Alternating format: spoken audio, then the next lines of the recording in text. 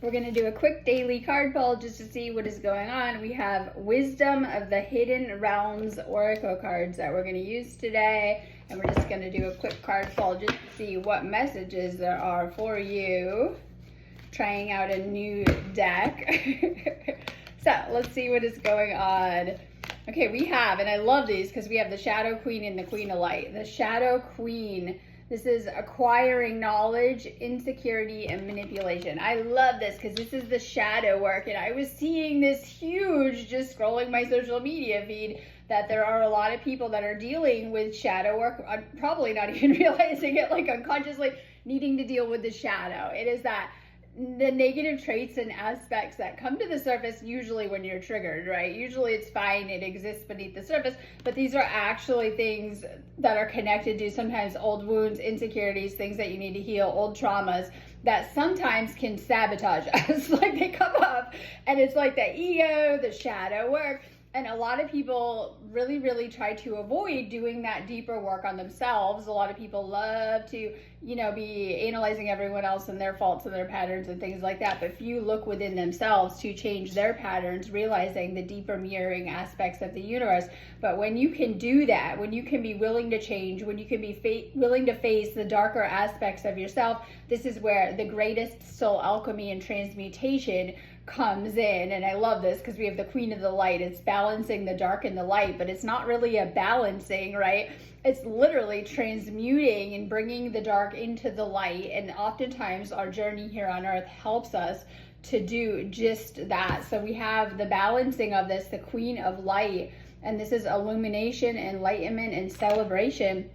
And this is where we're headed, right? From, that 3D version of self to the 5D. This takes courage to face yourself and to really work on yourself, to bring yourself back home into the light and out of the shadows or out of the darkness that we all kind of go through. You're a starseed, you were planted in darkness first, right? Growing into the light or reaching your roots into the heavens or the lights.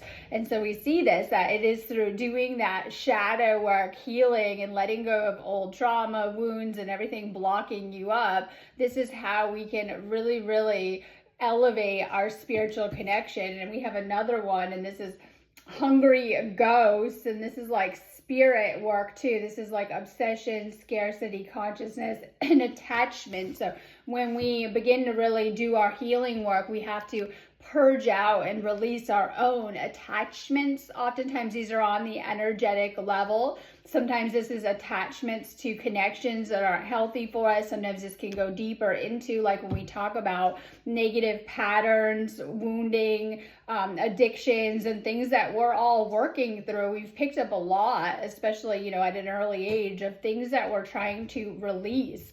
There's a huge release and surrender that's happening, especially with today's Saturn energy or Saturn alignment.